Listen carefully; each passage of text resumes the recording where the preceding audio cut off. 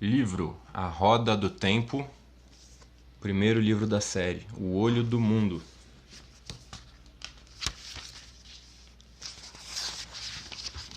Prólogo. Monte do Dragão.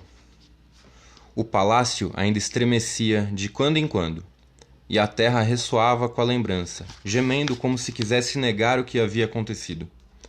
Feixes de luz do sol, atravessando fendas nas paredes, faziam cintilar a poeira ainda suspensa no ar. Manchas chamuscadas maculavam as paredes, o piso, o teto. Grandes nódoas negras cruzavam as tintas e as douradas cheias de bolhas de morais antes brilhantes. A fuligem cobrindo frisos que se desintegravam com figuras de homens e animais que pareciam ter tentado fugir antes que a loucura se aquietasse. Os mortos jaziam por toda parte, homens, mulheres e crianças, atingidos durante a fuga pelos relâmpagos que atravessaram todos os corredores, ou encurralados pelos incêndios, ou soterrados pelas pedras do palácio, pedras que os perseguiam voando quase vivas antes que o silêncio retornasse. Em um estranho contraponto, coloridas tapeçarias e pinturas, todas obras-primas, pendiam impassíveis, exceto onde paredes deformadas as haviam deslocado. Móveis finamente esculpidos, entalhados com marfim e ouro, estavam intocados, a não ser onde ondulações no piso os tinham derrubado. A distorção da mente havia atingido o núcleo, ignorando a periferia. Lewis Terry Telamon vagava pelo palácio, mantendo habilmente o equilíbrio quando a terra voltava a oscilar. Iliena, meu amor, onde está você? A barra de seu manto cinza claro arrastou-se pelo sangue quando ele passou por cima do corpo de uma mulher.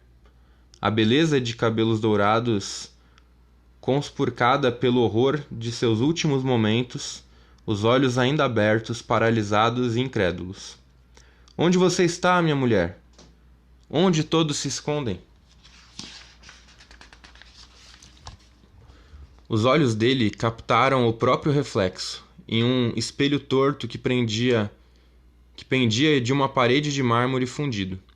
Suas roupas, que um dia foram um traje finamente tecido e majestoso, em tons de cinza, escarlate e ouro, trazidos por mercadores do outro lado do mar do mundo, agora estavam rasgadas e sujas, cobertas pela mesma poeira que lhe sujava o cabelo e a pele. Por um momento, ele tocou o símbolo no manto, um círculo metade branco e metade preto. As cores divididas ao meio por uma linha sinuosa. Significava alguma coisa aquele símbolo, mas o círculo bordado não prendeu sua atenção por muito tempo. Ele encarou a própria imagem com o mesmo espanto. Um homem alto, recém-chegado à meia-idade, que já fora bonito, mas cujos cabelos agora eram mais brancos que castanhos, as linhas de tensão e preocupação marcando-lhe o rosto e os olhos escuros, já tendo visto demais. Lewis Terry começou a rir baixinho. Depois jogou a cabeça para trás. Sua gargalhada ecoou pelos salões, sem vida. Helena, meu amor! Venha, meu amor! Você precisa ver isso! Atrás dele, o ar ondulou, tremeluziu e se solidificou na forma de um homem, que olhou ao redor, a boca contorcida de desprazer por um breve momento. Não era tão alto quanto Lewis Terry, e estava todo vestido de preto, exceto pela renda branca como neve no pescoço e pelos detalhes de prata nas barras viradas das botas de cano longo. Andava com cuidado, segurando o manto com zelo para evitar que tocasse nos mortos. O chão vibrava com as réplicas dos abalos, mas sua atenção estava fixa no homem que se encarava ao espelho e gargalhava. Senhor da manhã, ele disse, vim buscá-lo. O riso cessou, como se nunca tivesse começado, e Lewis Terry se virou sem parecer surpreso. Ah, um convidado! Você tem a voz, estranho. Em breve será a hora do canto, e aqui todos são bem-vindos a participar. E Helena, meu amor, temos um convidado. E Helena, onde você está?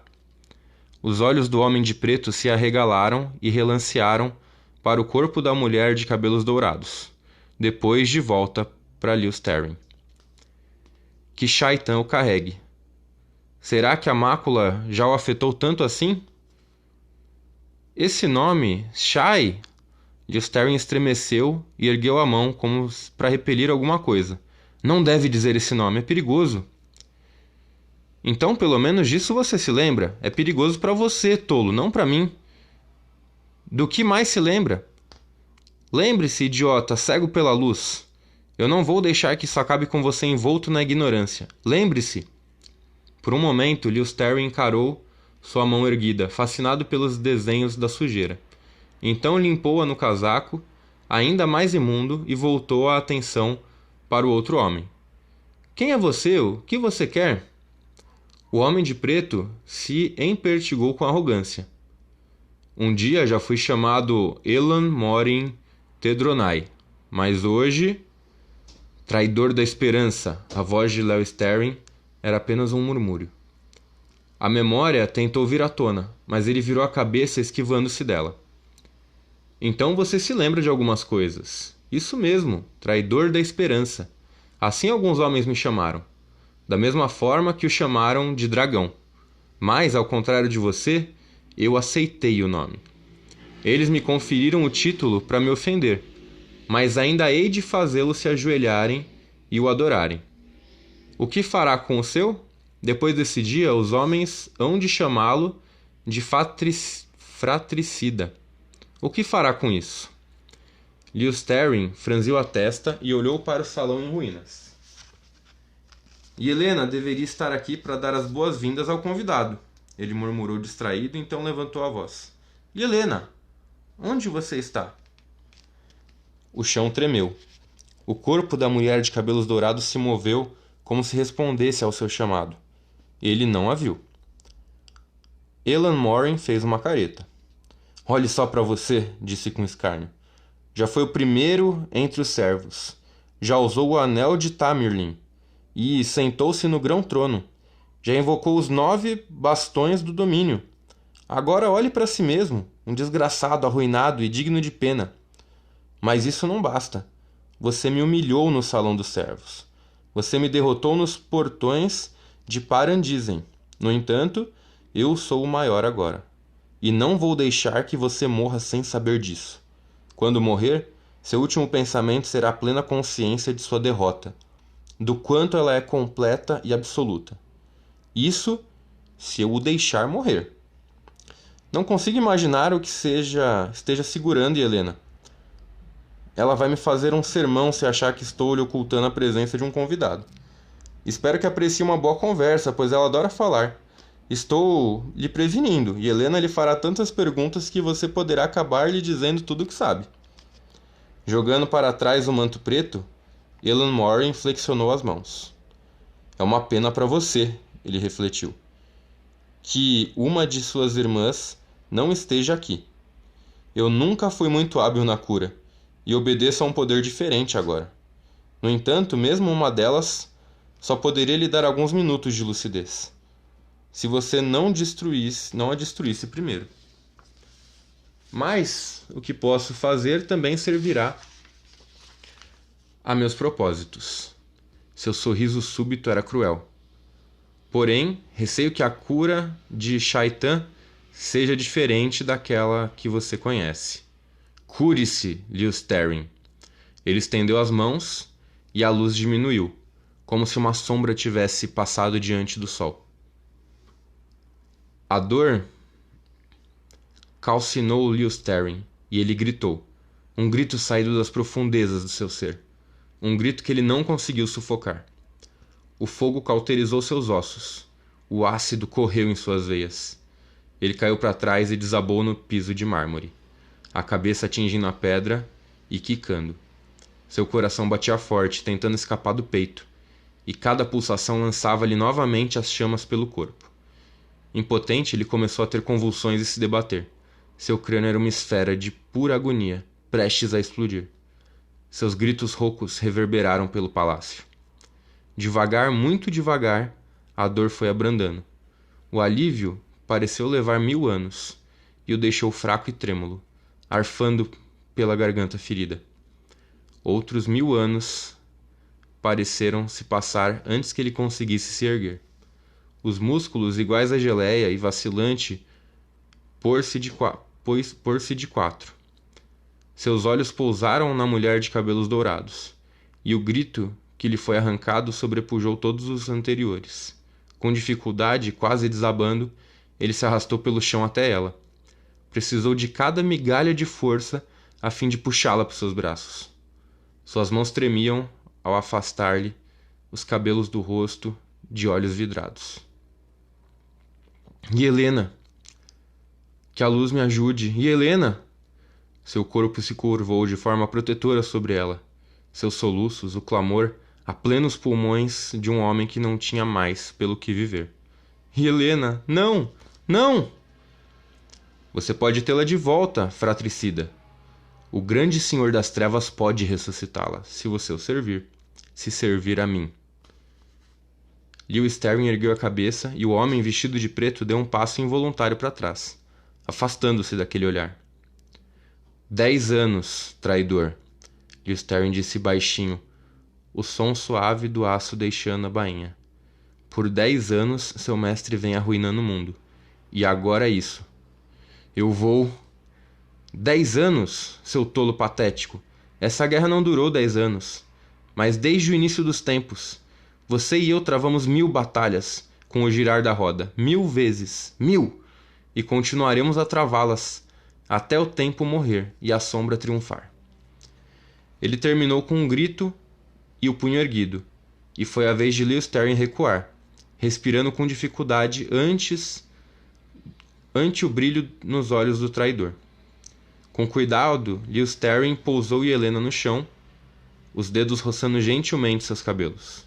As lágrimas borravam sua visão quando ele se levantou, mas a voz soou fria como ferro.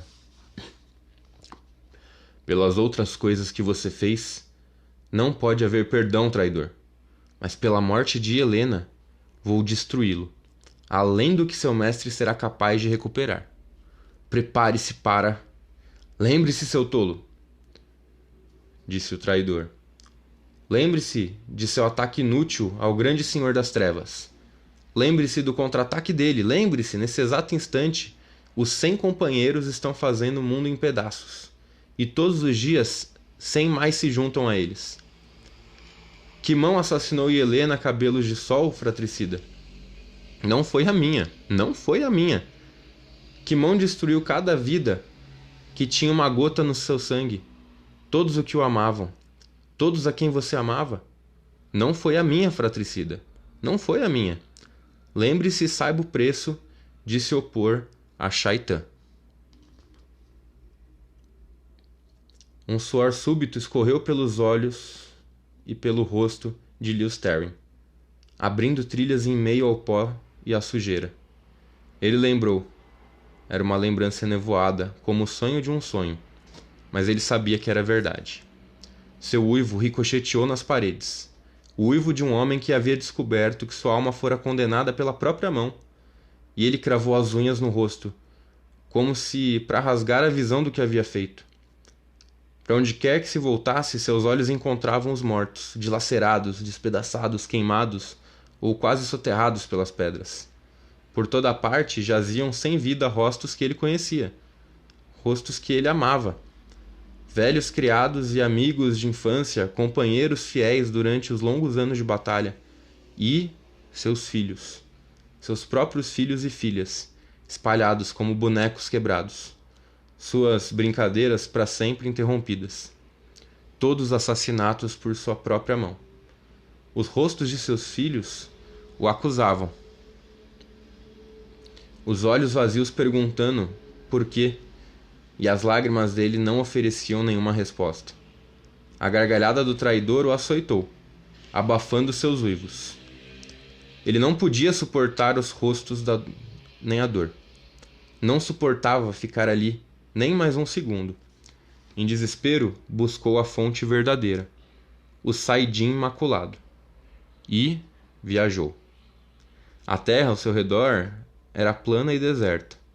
Um rio passava ali perto, largo e reto, e ele sentia que não havia pessoas em um raio de 100 léguas. Estava só, tão só quanto um homem podia estar enquanto vivesse. Mas não podia fugir da memória. Os olhos o perseguiam pelas infinitas cavernas de sua mente. Não podiam se esconder deles. Os olhos de seus filhos, os olhos de Helena. Lágrimas cintilavam em seu rosto quando ele voltou os olhos para o céu. Luz, perdoe-me. Não acreditava que ele viesse o perdão. Não para o que havia feito, mas gritou para o céu mesmo assim. Implorou pelo que não acreditava que pudesse receber. Luz, perdoe-me. Ele ainda estava tocando o Saidin, a metade masculina do poder que movia o universo, que fazia girar a roda do tempo, e podia sentir a mancha oleosa conspurcando sua superfície, a marca do contra-ataque da sombra, a mácula que condenou o mundo, por sua causa. Porque, em seu orgulho, ele acreditava que os homens podiam se equiparar ao Criador, podiam consertar o que o Criador havia feito e eles haviam destruído. Em seu orgulho ele acreditara. Ele recorreu à fonte verdadeira profundamente, e cada vez mais fundo, como um homem morrendo de sede. Em pouco tempo havia absorvido mais do poder único do que poderia canalizar sem ajuda.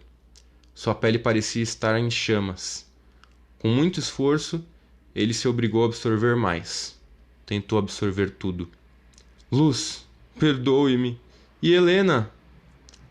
O ar transformou-se em fogo, e o fogo em luz liquefeita. O raio que desceu dos céus teria carbonizado e cegado qualquer olho que os vislumbrasse, ainda que por um só instante. Dos céus ele veio, atravessou-lhe os Tarim Telamon, cravou-se nas entranhas da terra. As pedras se transformaram em vapor ao seu toque. A terra se debateu como um ser vivo em agonia. A linha de luz existiu apenas por uma fração de segundo, ligando a terra ao céu. Mas, depois que ela se foi, o solo ainda se agitava como o mar em uma tempestade. A pedra fundida jorrou 500 pés de altura, e o chão, gemendo, elevou-se, lançando jatos incandescentes cada vez mais alto. Do norte e do sul, do leste e do oeste, o vento chegou uivando, partindo árvores como gravetos, urrando e soprando como se quisesse ajudar a montanha crescente a subir ainda mais rumo aos céus. Sempre rumo aos céus. Finalmente o vento cessou, e da terra vinham apenas murmúrios trêmulos. De Lewis Tarim Telamon nenhum vestígio restava. Onde ele antes estivera, erguia-se agora uma montanha de milhas de altura. A lava ainda jorrando do pico partido, o rio largo e reto afastara-se da montanha em uma curva, e nesse ponto as águas se separaram, formando uma ilha comprida no meio. A sombra da montanha quase chegava à ilha, estendendo-se escura pela terra, como a mão agourenta de uma profecia. Por algum tempo, os roncos de protesto da terra era tudo que se ouvia. Na ilha, o ar tremeluziu e se condensou.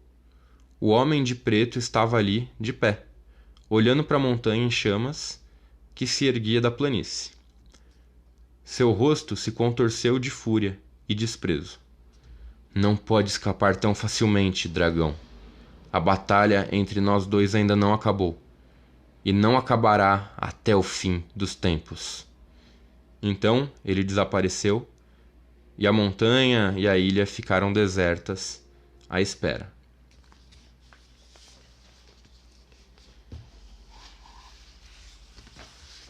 Agora 2 pequenos trechos que finalizam o prólogo. Primeiro trecho, Jalet Nin Tairin Alta Camora, A Ruptura do Mundo, autor desconhecido da Quarta Era. E a sombra caiu sobre a terra, e o mundo foi despedaçado, pedra por pedra. Os oceanos recuaram, as montanhas foram engolidas e as nações se espalharam pelos 8 cantos do mundo. A lua era como o sangue e o sol como as cinzas. Os mares ferveram e os vivos invejaram os mortos.